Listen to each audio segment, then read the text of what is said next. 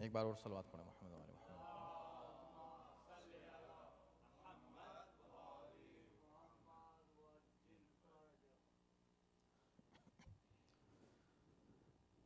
آج ماہ شعبان المعظم کی 7 تاریخ ہے 1432 اور جولائی کی 9 تاریخ ہے 2011، اور آج ہم انشاءاللہ سورہ مبارک آل عمران کی آیت نمبر 172 سے لے کر 178 172 سے لے کر 178 تک کی تلاوت کا شرف حاصل کریں گے۔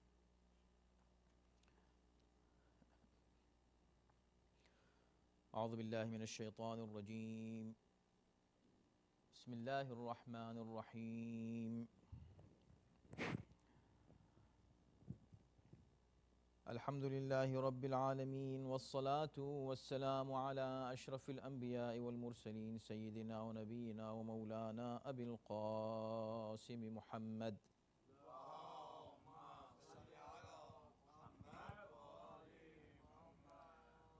وآلہ الطیبین الطاہرین المعصومین ولعنۃ اللہ علی اعدائہم اجمعین من الآن إلى يوم الدين، أما بعد فقد قال الله في كتابه الكريم: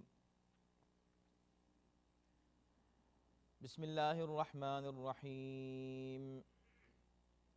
الذين استجابوا لله والرسول من بعد ما أصابهم القرح للذين أحسنوا منهم واتقوا أجر عظيم. الذين قال لهم الناس إن الناس قد جمعوا لكم فاخشوهم فزادهم إيمانا وقالوا حسبنا الله ونعم الوكيل. فانقلبوا بنعمة من الله وفضل لم يمسسهم سوء واتبعوا رضوان الله والله ذو فضل عظيم. إنما ذلكم الشيطان يخوف أولياءه فلا تخافوهم وخافوني إن كنتم مؤمنين. ولا يحزنك الذين يسارعون في الكفر إنهم لن يضروا الله شيئا يريد الله ألا يجعل لهم حظا في الآخرة ولهم عذاب عظيم. إن الذين اشتروا الكفر بالإيمان لن يضروا الله شيئا ولهم عذاب أليم. ولا يحسبن الذين كفروا أنما نملي لهم خير لأنفسهم إنما نملي لهم ليزدادوا إثما ولهم عذاب مهين. صدق الله العلي العظيم.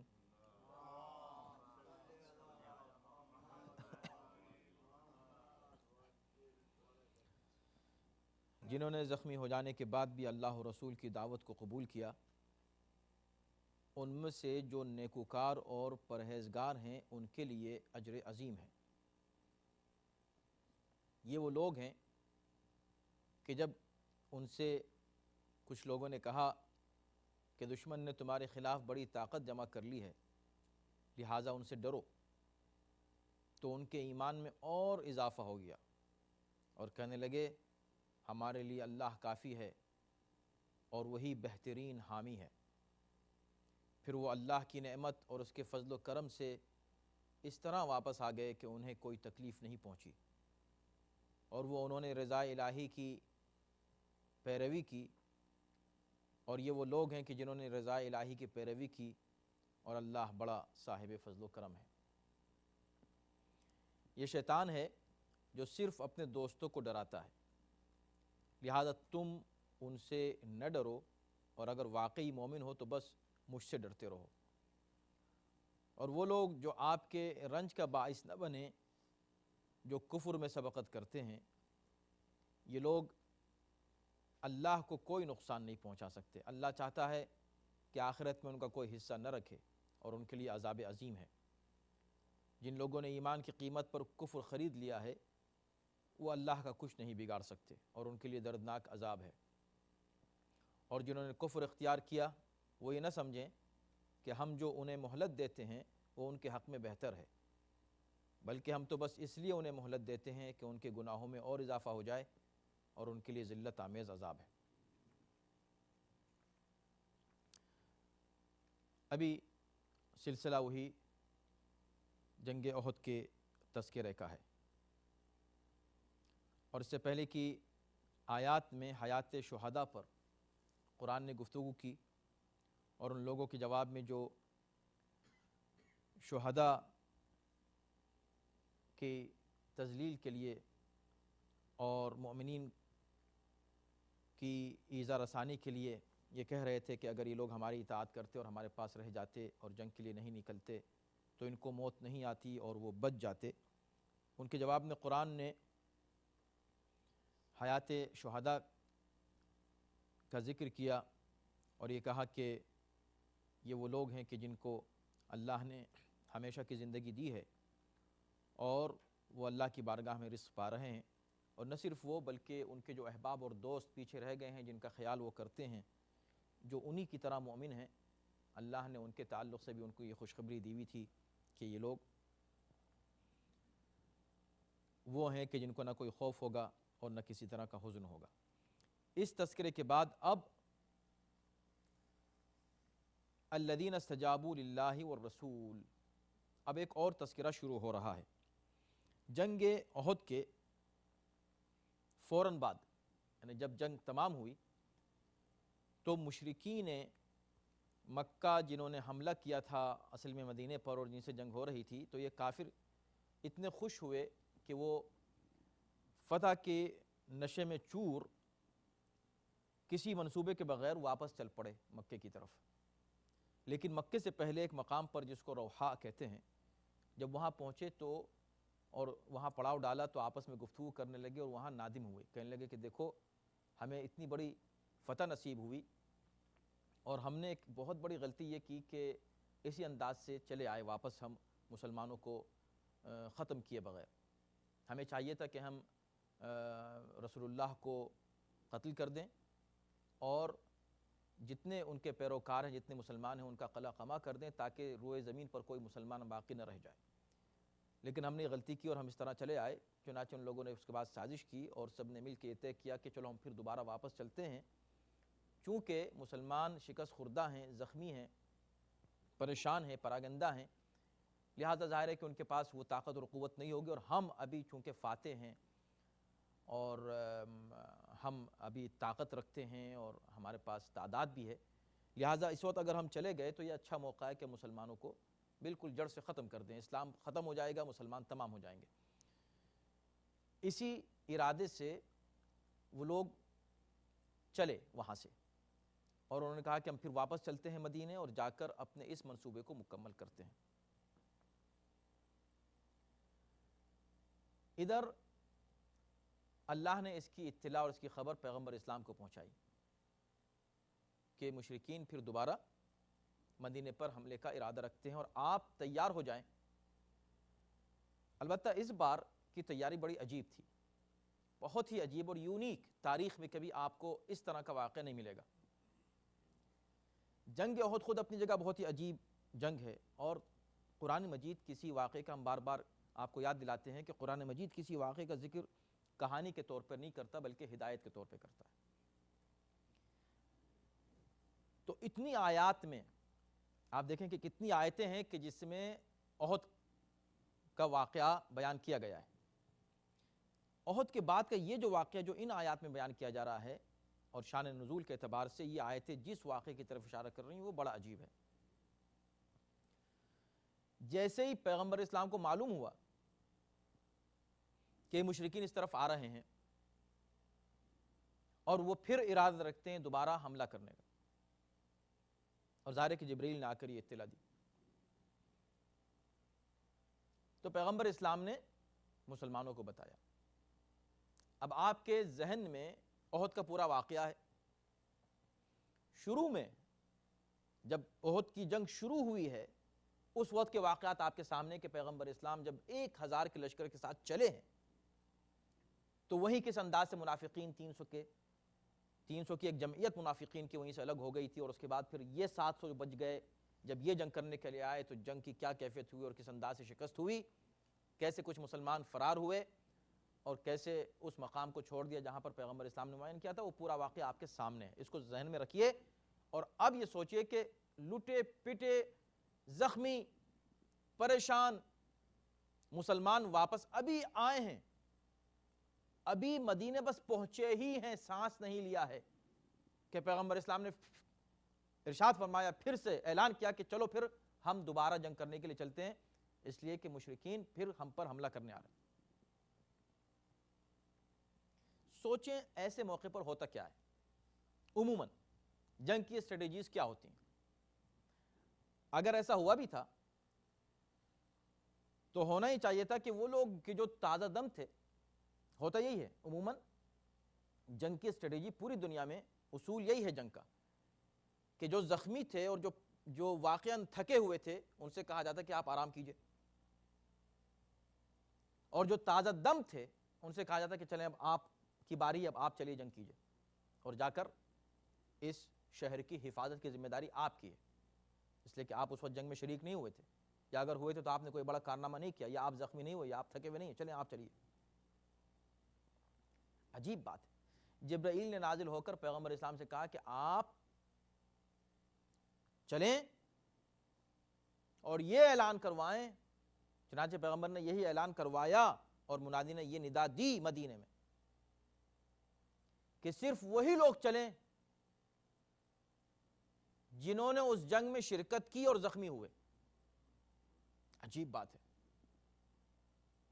کتنے لوگ زخمی تھے؟ 70 آدمی، 70 افراد زخمی ہوئے تھے احد کے اس واقعے میں، اس جنگ میں. جیسے یہ منادی لوگوں نے سنی تو جتنے زخمی تھے وہ سب کے سب چل پڑے. اور کیسے صحابی تھے؟ یہ ہیں وہ صحابی کہ جن کو ہم سلام کرتے ہیں، اور جو مومن، میں کہتا ہوں نا کہ جو ایسے لوگوں کو نہیں مانتا وہ مومن کیسے ہو سکتا ہے. یہ ہیں وہ صحابہ کرام. آپ ان کا ایمان ذرا ملاحظہ فرمائیں، آپ ان کا جذبہ دیکھیں. ایک صحابی خود یہ بیان کرتے ہیں کہ جیسے یہ آواز ہم نے سنی اور سارے لوگ چل پڑے اسی جذبے کے ساتھ، تو ان میں سے ایک صحابی جو خود کہہ رہے ہیں کہ میں زخمی تھا اور بھی لوگ زخمی تھے، میں بھی چلا، لیکن میرا جو بھائی تھا وہ بہت زیادہ زخمی تھا، اتنا زخمی تھا کہ اٹھ نہیں سکتا تھا، وہ بھی چل پڑا میرے ساتھ. اب وہ جہاں وہ تھک کے بیٹھ جاتا یا گر جاتا تو میں اس کو اپنے کاندھے پر اٹھا کے لے کے چلتا تھا. اور یہ لوگ کہاں پہنچے؟ 70 افراد ایک جگہ ہے مدینے کے باہر جس کو حمراء الاسد کہتے ہیں، اس مقام پر پہنچے. چنانچہ یہ غزوہ جو ہے یہ اسی نام سے مشہور ہوا، غزوہ حمراء الاسد. حمراء الاسد 8 میل کے فاصلے پر ہے. اب آپ تصور کر لیں 8 میل کا فاصلہ ایک صحت مند انسان نہیں طے کر پاتا جلدی، اور اس کو کتنی تکلیف ہوتی ہے، کتنا تھک جاتا ہے. 8 میل معمولی نہیں ہے، اور ابھی آج کل کے راستے نہیں ہیں، اس زمانے کے راستے آپ سوچیں. پھر یہ راستے کون طے کر رہے ہیں؟ زخمی لوگ، تھکے ہوئے لوگ جو آلریڈی تھکے ہوئے ہیں جنگ احد کے. تو اور نہ صرف خود بلکہ جو کوئی زخمی ہے اس کو بھی اٹھا کے لے جا رہے ہیں. اب آپ سوچیں کہ جنگ ہو رہی ہے، اتنا بڑا لشکر واپس آ رہا ہے، اور وہ لوگ فل، آپ سوچیں کہ طاقت کے ساتھ دوبارہ واپس آ رہے ہیں مارنے کے لیے، اور یہاں 70 آدمی وہ بھی سب کے سب زخمی، وہ بھی گرا جا رہا ہے، اس کو کوئی دوسرا اٹھا رہا ہے. کیسی جنگ ہے؟ بس یہی بتانا ہے، یہی ہے ایمان، اور یہی ہے اسلام، اور یہی ہے طاقت الہی، اور یہی طاقت ایمانی. یہی قرآن بتانا چاہتا ہے. اس لیے کہ اس سے پہلے جو کچھ ہوا احد میں، اور جس انداز سے آپ نے دیکھا کہ 3 گروہ، منافقین کا گروہ اور ایمان کے دعوے داروں میں 2 گروہ، ایک واقعی سچا مومن اور ایک وہ کہ جن کے قدم ڈگمگا گئے اور جن کا رجحان نفاق کی طرف زیادہ ہوا بنسبت ایمان کے. یہ تینوں گروہ بالکل کھل کے سامنے آ گئے، اور ان لوگوں نے کہ جو مومن نہیں تھے، پکے مومن نہیں تھے، سچے مومن نہیں تھے، انہوں نے جس انداز سے اعتراضات کیا اللہ پر، رسول پر، آپ نے تو وعدہ کیا تھا کہ ہم کو فتح ہوگی، کہاں فتح ہوئی، ہم کو تو شکست ہوئی. اور اس کا جواب وہ سب کچھ آپ کے سامنے آپ نے سنا اس سے پہلے کی آیات میں کہ اللہ نے کیسے جواب دیا کہ یہ تو تمہاری اپنی طرف سے تھا، تم تھے اس کے ذمہ دار، تم نے رسول اللہ کی مخالفت کی تو تمہارا یہ حال ہوا. اب اس بار خدا یہ دکھانا چاہتا ہے کہ دیکھو کتنے لوگ تھے تم، 700 تازہ دم تھے، تیار تھے، فریش تھے. اب دیکھو یہ زخمی لوگ کیا کرنے والے ہیں، 70 ہیں صرف، اور لشکر وہی ہے، لشکر مقابلے پر وہی ہے، بلکہ برعکس اس وقت جو لشکر تھا وہ خوف زدہ تھا، اب جو لشکر ہے اس کے حوصلے بلند ہیں، جو مقابلے پر آنے والا ہے. اور ان کے مقابلے پہ کون جا رہے ہیں؟ زخمی لوگ جا رہے ہیں. پیغمبر اسلام وہاں سے نکلے، حمراء الاسد تک پہنچے. اب یہاں سے قرآن اس واقعے کو کس انداز سے بیان کر رہا ہے، کس انداز سے ان کی تعریف کر رہا ہے، کیسے اس جذبے کو بیان کر رہا ہے. ایک روایت میں ہے کہ جب وہاں پہنچے تو پیغمبر اسلام نے کہا کہ تم میں سے کوئی ہے کہ جو جا کر مجھے اس لشکر کی اطلاع دے. تو لوگ خاموش رہے. تو حضرت علی کھڑے ہوئے، کہا کہ یا رسول اللہ میں جا کر لے کر آتا ہوں. بہت زخمی تھے، سب سے زیادہ زخمی جنگ احد میں کون تھے؟ حضرت علی تھے. 70 کے قریب بڑے زخم تھے، چھوٹے زخموں کا تو شمار ہوتا بھی نہیں ہے، بڑے ایسے زخم تھے کہ ایک زخم کافی تھا اس بات کے لیے کہ انسان بیٹھ جائے اور بس اس کی تیمارداری کی جائے اور وہ حرکت نہ کرے. ایک زخم کافی تھا. ایسے 70 زخم تھے حضرت علی کے جسم پر، مگر اس کے باوجود بھی حضرت علی ساتھ میں واپس آئے. اور ایسے موقع پر جبکہ چلنا مشکل ہے، ہلنا مشکل ہے، حرکت کرنا مشکل ہے، مولا کائنات نے کہا یا رسول اللہ میں جا کر ان کی خبر لے کر آتا ہوں آپ کے لیے.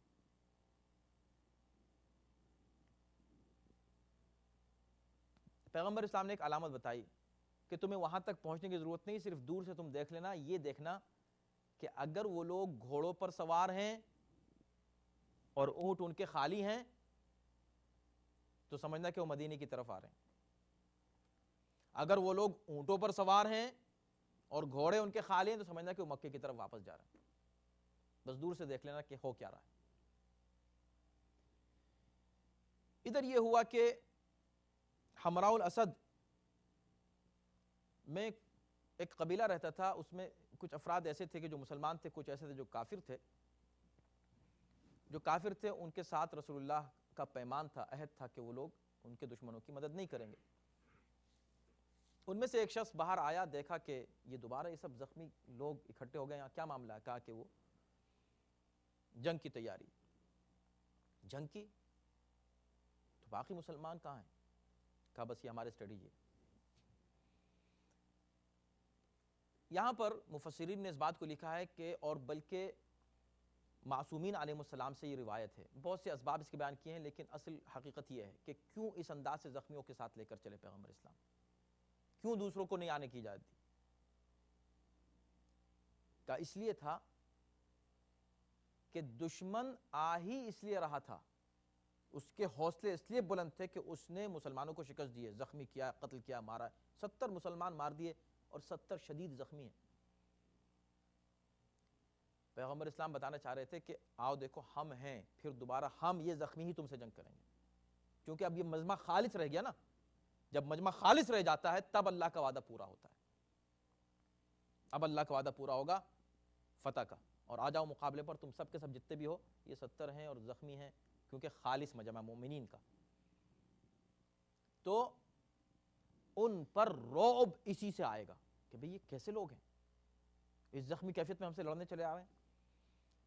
تو خیر یہ جب وہ شخص وہ پہنچا وہاں جہاں وہ لوگ جمع تھے مشرکین، تو انہوں نے ان سے پوچھا کہ بھی تم کہاں سے؟ وہیں مدینے سے آ رہے ہو؟ کہ ہاں میں آ رہا ہوں مدینے سے. کہ وہاں کی کیا خبر ہے؟ تو اس نے جو کچھ دیکھا تھا اس سے خود اس کے اوپر اتنا رعب طاری تھا اور وہ اتنا متاثر تھا مسلمانوں سے، وہی سوچ رہا تھا کہ ابھی تو اس صرف زخمی لوگ 70 یہاں جمع ہوئے ہیں، پورا مدینہ باقی. جب ان کا یہ حال ہے کہ یہ آ گئے ہیں تو وہ لوگ تو پتہ نہیں پورا مدینہ کیا کرنا ہے، کس تیاری میں ہوگا۔ چنانچہ اس نے ان لوگوں سے کہا کہ بھئی دیکھو میں جو کیفیت دیکھ کر آیا ہوں، ایسے جذبے کے لوگ میں نے زندگی میں کتنی جنگیں دیکھی ہیں، کیسے لڑائیاں دیکھی ہیں، لیکن ایسے لوگ نہیں دیکھے۔ وہ تمہاری طاق میں بیٹھے ہیں، نہ صرف طاق میں بیٹھے ہیں، وہ نکل چکے ہیں مدینے سے تم پہ حملہ کرنے کے لیے۔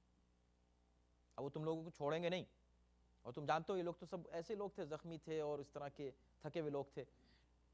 وہاں تو ابھی بہت سے لوگ وہ ہیں کہ جو اس جنگ میں شریک بھی نہیں ہوئے تھے احد میں۔ وہاں تو وہ شور ہے اور وہ ہنگامہ ہے کہ ہر شخص تیار ہے اور ہر شخص آمادہ ہے کہ بس اب تم کو چھوڑیں گے نہیں وہ لوگ۔ کچھ اس نے اس انداز سے اس کیفیت کو بیان کیا کہ ان کے اوپر بھی رعب طاری ہوا۔ انہوں نے کہا اچھا، آپس میں گفتگو کرنے لگے کہ بھئی ہم کو کیا کرنا چاہیے۔ تو اکثر لوگوں کی رائے ہوئی کہ بھئی دیکھو ہمیں ایک ہلکی سی فتح ہو گئی ہے، تھوڑا سا نام ہو گیا ہے عرب میں، اس کو باقی رکھو، ورنہ اگر ہم واپس گئے اور جنگ کی تو اس بار ہم کو شکست ضرور ہوگی۔ اس لیے کہ وہ اتفاق تھا، یہ بات وہ بھی جانتے تھے مشرکین بھی کہ جو کچھ ہوا وہ ایک اتفاق تھا، کہ جو ایک جگہ سے مسلمانوں نے اگر وہ جگہ نہیں چھوڑی ہوتی تو یہ کام نہیں ہوتا ان کا۔ تو کہا وہ ایک اتفاق تھا، وہ اتفاق دوبارہ نہیں ہو سکتا، ایسا نہیں ہے کہ ہم دوبارہ جیت جائیں گے۔ چنانچہ وہ لوگ واپس چلے گئے۔ واپس چلے گئے۔ اب دیکھیں اس کو قرآن کیسے بیان کرتا ہے۔ دیکھیں ایک واقعہ ہوتا ہے، اب ہم نے بھی واقعہ بیان کیا اور مؤرخین نے بھی اس کو لکھا ہے اور مفسرین نے بھی اس کو شان نزول میں اس واقعے کو لکھا ہے، لیکن قرآن کی خصوصیت یہ ہے سبحان اللہ کہ قرآن واقعے کو بحیثیت واقعہ نہیں، اس لیے کہ آپ ان چیزوں کو بیان کر رہے ہیں کہ جو سامنے کی ہیں، یہ ہوا یہ ہوا یہ ہوا، اس نے ایسا کہا ہوا، ادھر آیا وہ ادھر گیا، لیکن دلوں میں کیا چل رہا ہے، نیتیں کیا ہیں، دماغوں میں کیا بات آ رہی ہے، یہ واقعات میں یا تاریخ میں آپ کو نہیں مل سکتا۔ کوئی مورخ نہیں لکھ سکتا کہ وہ اس وقت یہ سوچ رہا تھا۔ یہ قرآن کا اسٹائل ہے صرف، اس لیے کہ یہ بات صرف اللہ ہی کر سکتا ہے۔ اب آئیے دیکھیں، الذین استجابوا للہ والرسول من بعد ما اصابهم القرح، وہ لوگ جنہوں نے اللہ اور رسول کی آواز پر لبیک کہا، من بعد ما اصابهم القرح، جبکہ وہ سخت زخمی تھے، زخمی ہو چکے تھے، اس زخمی ہونے کے باوجود، تھکن کے باوجود پیغمبر کی آواز پر وہ لبیک کہہ رہے ہیں۔ کیوں؟ استجابوا للہ وللرسول، سورہ انفال کی وہ آیت یاد کیجئے جس کا ہم کئی بار حوالہ دے چکے ہیں، جس میں کہا جا رہا ہے کہ یا ایھا الذین آمنوا استجیبوا للہ وللرسول اذا دعاکم لما یحییکم، اے صاحبان ایمان اللہ اور رسول کی آواز پر لبیک کہو، اس لیے کہ نبی جب بھی بلاتا ہے زندگی کے لیے بلاتا ہے۔ تو یہ وہ مؤمنین تھے کہ جنہوں نے اس وقت نبی کی آواز پر لبیک کہی اور اس یقین کے ساتھ کہ نبی زندگی کے لیے بلا رہا ہے، موت کے لیے نہیں بلا رہا، اس لیے کہ دونوں صورتوں میں زندگی ہے۔ اگر زندہ رہ گئے تو زندہ ہیں، اگر مر گئے تو شہید ہیں، اور شہید مرتا نہیں۔ تو نبی کی اطاعت دونوں صورتوں میں زندگی کی ضمانت ہے۔ پیغمبر اسلام نکلے تو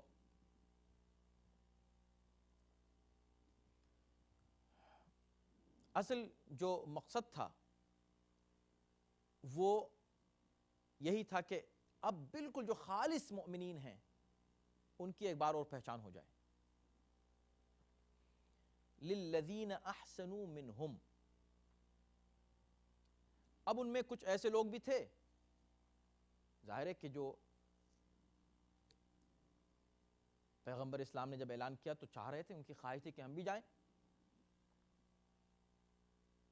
تو ہو سکتا ہے کہ ان کو ان کی نیت کا ثواب مل گیا ہو یا نہ ملا ہو، لیکن قرآن یہ کہہ رہا ہے کہ للذین احسنوا منہم واتقوا، جن لوگوں نے لبیک کہی، خود ان زخمیوں میں بھی، بھئی 70 تو وہ زخمی تھے کہ جو بہت شدید زخمی تھے، اور 70 تو وہ تھے جن کو نبی لے کر گئے، بہت سے ایسے بھی زخمی ہوں گے جو کم زخمی تھے، رہ گئے، وہ بھی آنا چاہ رہے تھے، نبی نے کہا نہیں صرف یہ لوگ چلیں گے، یعنی اس بار صرف انتخاب ایک طرح سے ہو رہا ہے۔ ان کے لیے کہا جا رہا ہے کہ اس گروہ میں بھی جنہوں نے نبی کی آواز پر اس وقت لبیک کہی، للذین احسنوا منہم، ان میں جو لوگ نیکوکار تھے، اور جو لوگ متقی تھے ان کے لیے اجر عظیم ہے. یعنی اجر عظیم ہر ایک کے لیے نہیں ہے. حد یہ کہ جو منتخب مجمع ہے اس میں بھی ہر ایک کے لیے اجر عظیم نہیں ہے. اور کچھ مسلمان ہیں کہ جو ہر ایک کو اجر عظیم بانٹنے پہ پھرے ہوئے ہیں. جس کو دیکھو کہ صاحب بس سب جنتی ہیں، ہر ایک کی پیروی کر لو، جس کی پیروی کر لو کہ جنت میں چلے جاؤ. بھئی کس کی پیروی کر لو؟ جن کو خدا اور رسول ریجیکٹ کر رہے ہیں تم کہہ رہو کہ ان کی پیروی کر لو. جنہوں نے خدا اور رسول کو ریجیکٹ کیا تم کہہ رہو کہ ان کی پیروی کر لو. کیسے تمام سب کو کیسے معصوم مان رہے ہو؟ یا تو عصمت کے قائل نہیں ہے تو نبی کے لیے نہیں ہے، اور ہیں تو ہر اس شخص کے لیے ہیں کہ جس کے لیے تاریخ گواہ ہے کہ اس سے کبھی کوئی نیکی سرزدی نہیں ہوئی. اس تک کے لیے عصمت کے قائل ہیں کہ بس وہ معصوم ہے، اس کی پیروی کر لو گے تو تم ہدایت پا جاؤ گے. للذین احسنوا منہم، جنہوں نے ان میں احسان کیا، جو لوگ نیکوکار ہیں، نیکی کرتے ہیں اور تقوی کرتے ہیں، ان کے لیے اجر. یعنی ہر جگہ شرط لگا دی ہے. جنرل کبھی قرآن نے بیان نہیں کیا کہ بھئی یہ جتنے لوگ آ گئے نا یہ سب بالکل ٹھیک ہیں. یہ دیکھیں اتنا خالص مجمع ہونے کے بعد بھی یہ 70 افراد، اس سے زیادہ خالص مجمع ہو سکتا ہے؟ اس خالص مجمع کے لیے بھی یہ شرط لگا دی للذین احسنوا منہم. ان میں سے ہر ایک کو مت سمجھ لینا معصوم تو کسی قیمت پہ نہیں ہو سکتے، لیکن ہر ایک کو اس قابل بھی مت سمجھ لینا کہ بس اب ان سے کوئی غلطی ہونے والی نہیں ہے کبھی بھی، یا یہ ہمیشہ کے لیے ہمارے سر اور آنکھوں پر ہے. نہیں، للذین احسنوا منہم، جو لوگ صاحبان احسان و نیکی ہیں اور جو لوگ صاحبان تقوی ہیں ان کے لیے اجر عظیم. کون ہیں یہ لوگ؟ اب دیکھیں زندگی میں اس طرح کے کتنے واقعات ہمارے سامنے آتے ہیں اور ہمارا ایمان کہاں ہے. الذین قال لهم الناس ان الناس قد جمعوا لكم فاخشوهم. یہ وہ لوگ ہیں کہ جن سے جب لوگوں نے کہا کہ بھئی لوگ تمہارے مقابلے کے لیے جمع ہو گئے ہیں اور بہت بڑے لشکر کے ساتھ اور بڑی طاقت کے ساتھ اس بار جمع ہوئے ہیں، فخشوہم، تمہیں ڈرنا چاہیے ان سے. اب یہاں پہ یہ کون لوگ تھے کہنے والے؟ اس میں مختلف اقوال ہیں مفسرین کے، اور یہ کوئی بحث کیا موقع بھی نہیں ہے کہ ہم یہ کہیں کہ کون ہیں. جو بھی تھے، جس نے بھی کہا، کچھ لوگ کہتے ہیں کہ منافقین نے کہا، کچھ لوگ کہتے ہیں کہ کچھ وہ لوگ تھے کہ جن کو خود ابو سفیان نے شامل کر دیا تھا، ان لوگوں میں داخل تھے، اس کے جاسوس تھے، ان لوگوں نے ڈرانے کے لیے کہا. کچھ کہتے ہیں کہ نہیں، ایک شخص ابو مسعود اشجعی کے نام سے تھے، انہوں نے آ کر ان کو اطلاع دی، جیسے ہوتے ہیں مخبر، خبر دینے والے، انہوں نے آ کے خبر دی کہ بھئی یہ ہو رہا ہے. جو بھی تھی، لوگوں نے کہا. اصل بات یہ ہے کہ لوگوں کو جب لوگوں نے آ کر ان کو اطلاع دی کہ بھئی یہ ہوا ہے، تمہیں ڈرنا چاہیے، یعنی ڈرانے کے لیے کہا. فزادہم ایمانا، بجائے ڈرنے کے یہ خبر سن کے ان کے ایمان میں اور اضافہ ہو گیا، ان کے جذبے میں اور اضافہ ہو گیا. وقالو، اور انہوں نے کہا، حسبنا اللہ ونعم الوکیل، ہمارے لیے اللہ کافی ہے. کیا بات کرتے ہو؟ لشکر، طاقت، قوت لے کر آ رہے ہیں وہ لوگ، وہ سمجھ رہے ہیں کہ وہ لوگ جیت گئے ہیں. سن لو، ہمارے لیے اللہ کافی ہے. ونعم الوکیل، اور وہی بہترین ہمارا ملجا و مأوا اور بہترین معتمد اور بہترین حامی اور بہترین مددگار ہے. وہ اس سے بڑا مددگار کون ہوگا؟ نعم الوکیل. نعم الوکیل. آج بھی لفظ وکیل آپ استعمال کرتے ہیں کس کے لیے؟ اٹرنی کے لیے. کیوں؟ اس لیے کہ آپ اپنے کام اس کے سپرد کر دیتے ہیں. جو کام آپ کو کرنا تھا آپ گھبرا رہے ہیں، پتہ نہیں میں کیسے کروں، کیسے جواب دوں، کیا لیگلٹیز ہیں، مجھے کچھ معلوم نہیں، تو آپ نے وکیل کر لیا. کہا اچھے سے اچھا وکیل کرنا، کر کے اب آپ مطمئن ہوگا. وہ جو کہتا جا رہا آپ وہ کرتے جا رہے ہیں، آپ مطمئن ہیں کہ بھئی یہ میرا کیس دیکھ رہا ہے. آپ سوچیں، بڑے سے بڑا وکیل کرنے کے بعد بھی لوگ ہار جاتے ہیں کہ نہیں ہار جاتے؟ اس لیے کہ نعم الوکیل، بہترین وکیل اللہ ہے، جن کے سپرد ہم نے کام کر دیا ہے، اللہ کے اختیار میں دے دیا ہے. اب اللہ خود ہے ذمہ دار ہماری حفاظت کا. یہ کون ہے آ کر یہ کہنے والے کہ ہم ان کو ختم کر دیں گے اور قلم قمع کر دیں گے؟ کون؟ ونعم الوکیل فانقلبوا بنعمت من اللہ. واقعہ آپ کے سامنے ہے، اور یہ لوگ اسی جذبے کے ساتھ نکلے کہ اللہ ہمارے لیے کافی ہے اور وہی بہترین ہمارا وکیل ہے. اس جذبے کے ساتھ اور یہ کہتے ہوئے جب نکلے فانقلبوا بنعمت من اللہ، گئے تو یہ کہتے ہوئے، لیکن جب واپس آئے تو اللہ کی نعمت کے ساتھ، اس کے فضل و کرم کے ساتھ، لم یمسسہم سوء، لم یمسسہم سوء، اس انداز سے واپس آئے کہ سوء یعنی برائی اور پریشانی اور تکلیف نے ان کو چھوا تک نہیں تھا، یعنی دور ہی دور سے اللہ نے اس بلا کو ٹال دیا، بلا آئی بھی نہیں قریب. کیوں؟ اس لیے کہ جذبہ یہ تھا اللہ ہمارے لیے کافی ہے. یعنی بتانا یہ تھا کہ تم اب دیکھو اس چھوٹے سے مجمع کے ساتھ جب باہر نکلے ہو اتنے بڑے خطرے کے لیے، تمہارا جذبہ یہ ہے، تم یہ کہہ کے نہیں، اگر تم نے یہ بات پورے مجمع نے، جبکہ 700 تھے تم، 10 گنا تعداد تھی، اس وقت اگر تم نے وہاں کہا ہوتا تو جنگ احد میں تم کو شکست نہیں ہوتی، اگر تمہارا جذبہ یہی ہوتا جیسے اب ہے. لم یمسسہم سوء، تکلیف چھو تک نہیں گئی ان کو.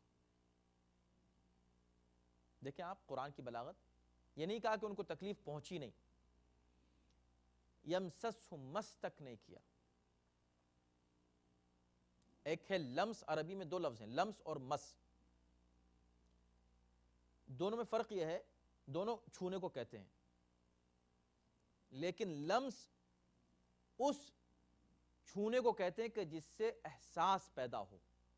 آپ نے کسی چیز کو چھو کے کہا یہ تو لکڑی ہے، آپ نے قلم کو چھوا کہ یہ تو قلم ہے، آپ نے چھوا لمس کر کے محسوس کیا کس چیز کو چھو رہے ہیں.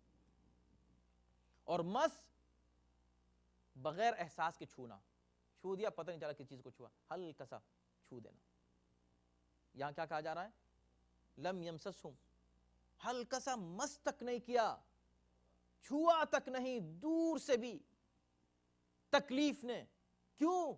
اس لیے کہ تمہارا بھروسہ جس پر تھا، جب وہ وکیل تمہارے لیے موجود ہے، جب وہ موجود ہے جس کو تم کہہ رہے ہو وہ کافی ہے، جب تم نے اس پر بھروسہ کیا ہے، لم یمسسہم سوء، برائی چھو تک نہیں سکتی تم کو. کتنی پریشانیاں آتی ہیں انسان کے سامنے، آتی ہے نا، ہر پریشانی میں انسان چاہتا ہے کہ کوئی میری مدد کر. اگر مؤمن ہے اور اس کے دل میں جذبہ ہے کہ حسبنا اللہ ونعم الوکیل، تو کبھی کوئی برائی چھو تک نہیں سکتی. عجیب بات ہے، امام جعفر صادق علیہ السلام فرماتے ہیں،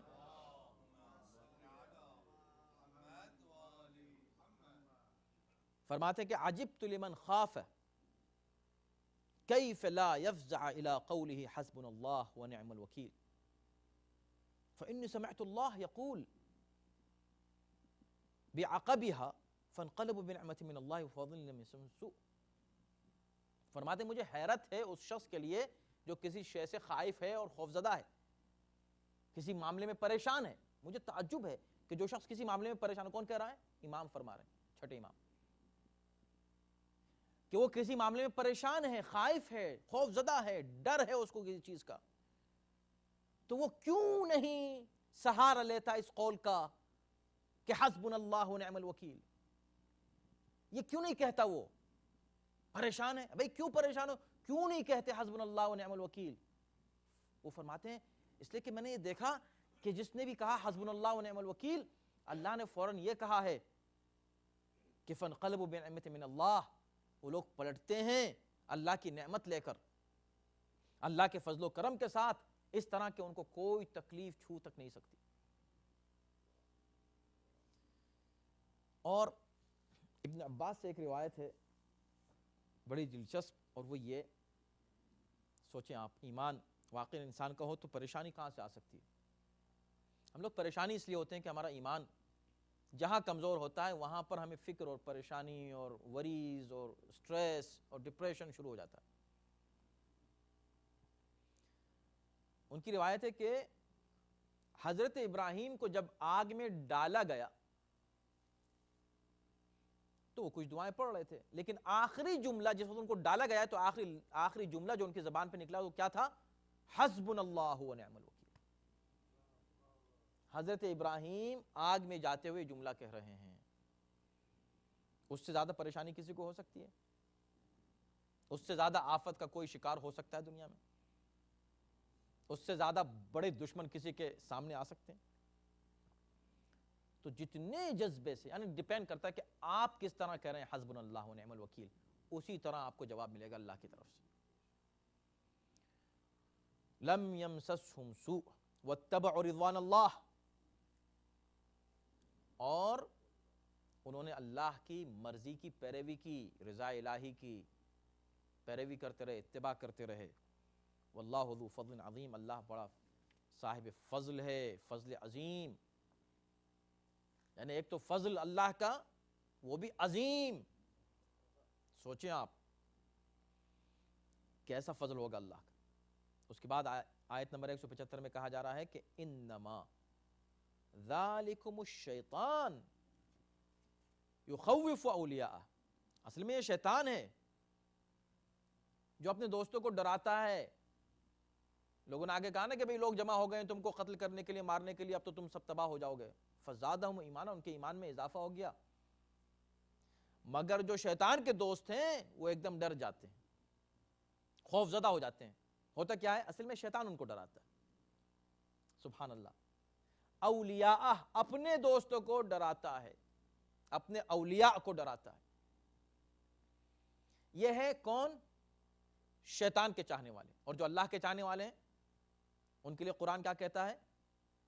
الا ان اولیاء اللہ لا خوف علیہم ولا هم يحزنون، جو اللہ کے اولیاء ہیں، جو اللہ کے دوست ہیں، ان کے لیے نہ کوئی خوف ہوتا ہے اور نہ کوئی حزن ہوتا ہے۔ سورہ یونس آیت نمبر 62 میں ہے یہ، اور 10 آیتوں میں اس طرح کے مضامین ہیں، بلکہ اس سے پہلے ہی کی ایگزیکٹلی اس سے پہلے ہی کی آیت جہاں پر ہم نے جہاں گزشتہ ہفتے تمام کیا تھا، تو آیت نمبر 170 میں یہ بات کہی جا رہی ہے کہ وہ لوگ جو شہداء ہیں جب وہ اپنے احباب کے دوستوں کے بارے میں پوچھتے ہیں تو اللہ کہتا ہے کہ بھئی دیکھو ہم تم کو بشارت دے رہے ہیں،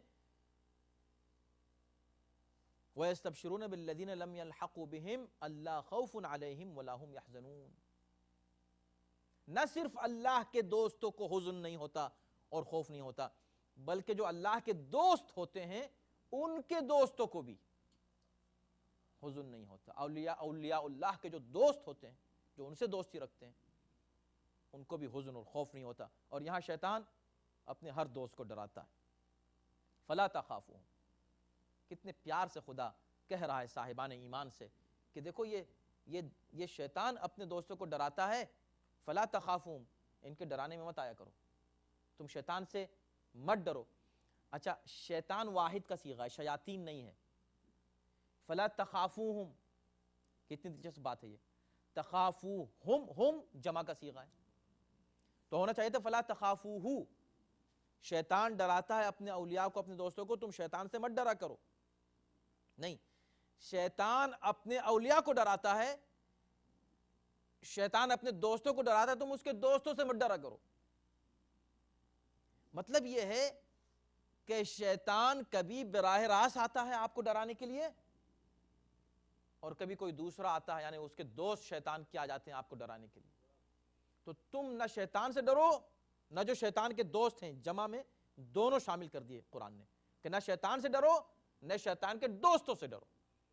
وَخَافُونِ، صرف تم مجھ سے ڈرو، ان کنتم مؤمنین، اگر تم مومن ہو، اگر تم واقعی مومن ہو، تم مجھ سے صرف ڈرنا چاہیے تم کو، تمہیں کسی اور کا خوف ہونا ہی نہیں چاہیے۔ وَلَا يَحْزُنْكَ الَّذِينَ يُسَارِعُونَ فِي الْكُفْرِ أَنَّهُمْ لَن يَضُرُّوا اللَّهَ شَيْئًا۔ اور دیکھو وہ لوگ کہ جو کفر میں سبقت لے جاتے ہیں ایک دوسرے پر، کہتے ہیں میں پہلے کفر کا اظہار کروں گا، مطلب بدتر سے بدتر کفر کا اظہار کرنے والے، ان پر تمہیں رنجیدہ نہیں ہونا چاہیے اے ہمارے حبیب۔ انہم لن یضروا اللہ شیئا، اس لیے کہ اللہ کا کوئی نقصان نہیں کر سکتے۔ یرید اللہ الا یجعل لهم حظا فی الآخرہ ولہم عذاب، یہ جو کچھ کر رہے ہیں نا، یہ اصل میں اس لیے ہے کہ اللہ ان کے لیے آخرت میں کوئی بھی حصہ نہیں رکھنا چاہتا، اور ان کے لیے عظیم عذاب ہے۔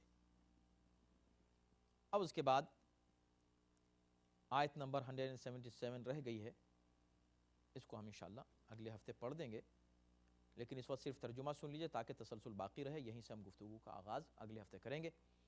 ان الذین اشتروا الکفر بالایمان، یہ وہ لوگ ہیں کہ جنہوں نے ایمان کی قیمت پر کفر کو خرید لیا ہے۔ یہ لوگ اللہ کا کیا نقصان کر سکتے ہیں؟ ان کے لیے دردناک عذاب ہے، وہاں کا عظیم عذاب ہے، یہاں کہا دردناک عذاب ہے، اور بعد کی آیت میں آیت نمبر 178 میں کہا کہ ان کے لیے ذلت آمیز عذاب ہے، اہانت آمیز عذاب ہے، لہم عذاب مہین۔